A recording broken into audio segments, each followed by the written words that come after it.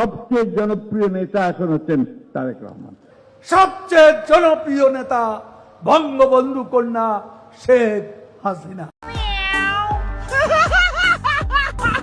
বাংলাদেশের মাটি থেকে শেখ মুজিবের শিকড় উত্তোলন করতে হবে, শেখ হাসিনার শিকড় উপড়ে ফেলতে হবে। এই পরিবার মানি ফ্যাসিজম, এই পরিবার মানি স্বৈরতন্ত্র, একবার রক্তে রক্তে মিশে আছে যে স্বৈরতন্ত্র। এই শেখ পরিবারের কারো বাংলাদেশে রাজনীতি করার অধিকার নাই।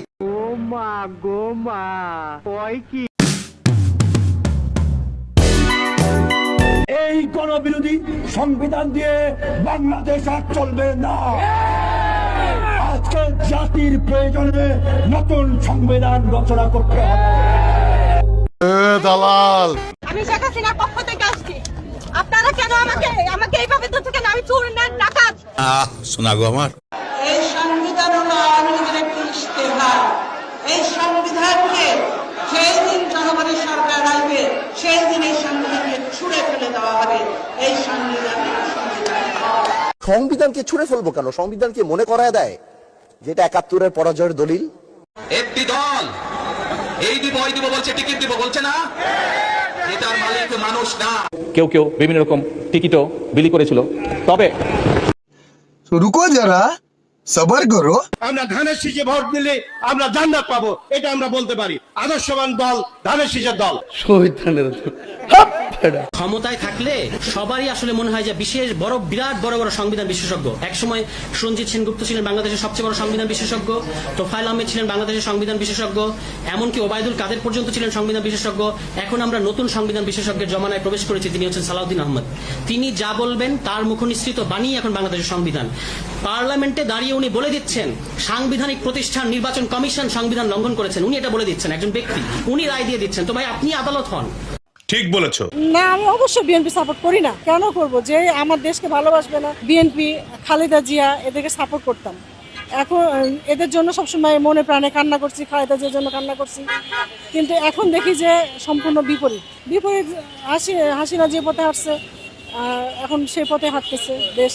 না, আমি অবশ্যই বিএনপি সাপোর্ট করি না। কেন করব? যে আমার দেশকে ভালোবাসবে না সেই দল তো আমরা সাপোর্ট করবো না। বেগম খালেদা জিয়ার নাতনি তারেক রহমানের মেয়ের নাম কি? জায়মা রহমান। ওকে, তোমরা রাজনীতি করবা জায়মা রহমানের সাথে, তাই না? তোমরা কার সাথে রাজনীতি করবা? জায়মা রহমানের সাথে নাকি? তুমি কার সাথে রাজনীতি করবা বলো? জায়মা রহমানের সাথে নাকি? ওকে।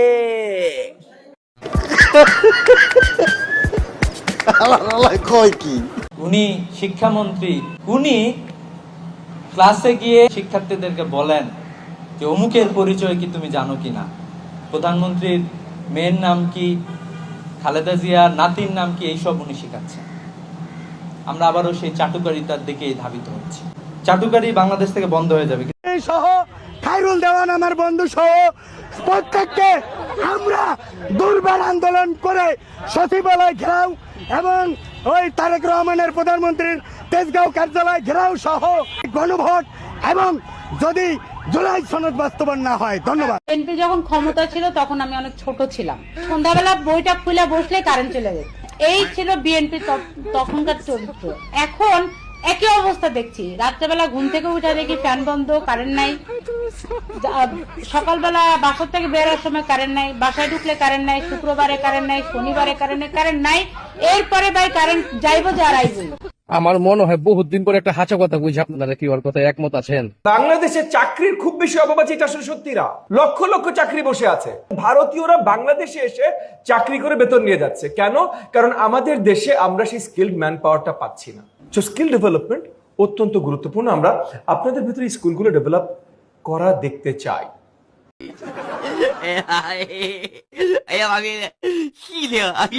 আপনি পত্রিকা নিউজ দেখবেন যে এখন যে নতুন প্রধানমন্ত্রী বাসভবন হচ্ছে, সেখানে বাংকার করা হচ্ছে, সেখানে টানেল করা হচ্ছে। আপনি কোথায় যেতে চান?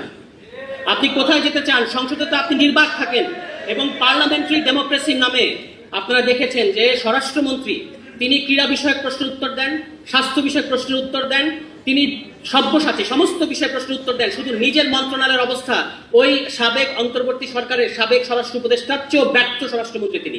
নিঃসন্দেহে তুই ঠিক কথা বলেছিস। আমার মনে হয় না যে সালাউদ্দিন সাহেব জাঙ্গিয়া ফিরে দেশ থেকে যাইতে পারবো। সালাউদ্দিন হলো সর্বকালে সর্বশ্রেষ্ঠ বাংলাদেশের বিশ্বাসঘাতক। মির্জাফরের পরবর্তী কেউ নাম লেখা বাংলার জমিনে, সেটা হচ্ছে সালাউদ্দিন।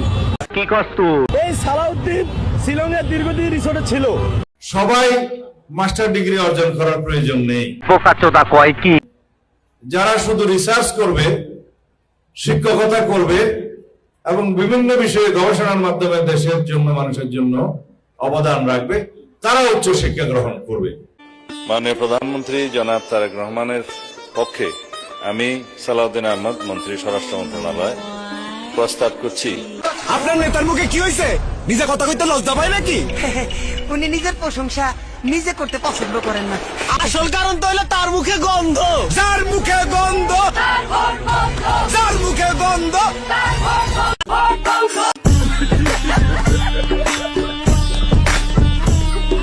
সংবিধানের 142 অনুচ্ছেদ অনুসারে সাংবিধানিক যে গণভোট, এই গণভোট সেই গণভোট না। যেহেতু সংবিধানে এমন কিছু বলা নাই যে আর কোনো গণভোট কোনো বিষয়ে করতে পারবে না সরকার চাইলে, সুতরাং সেটা যদি করতে চায় অন্য কোনো বিষয়ে, সেটা আলাদা একটা আইন পাশ করতে হবে। সেই হিসাবে তখন নতুন গণভোট যদি প্রয়োজন হয় হতে পারে। এটা কোনো কথা?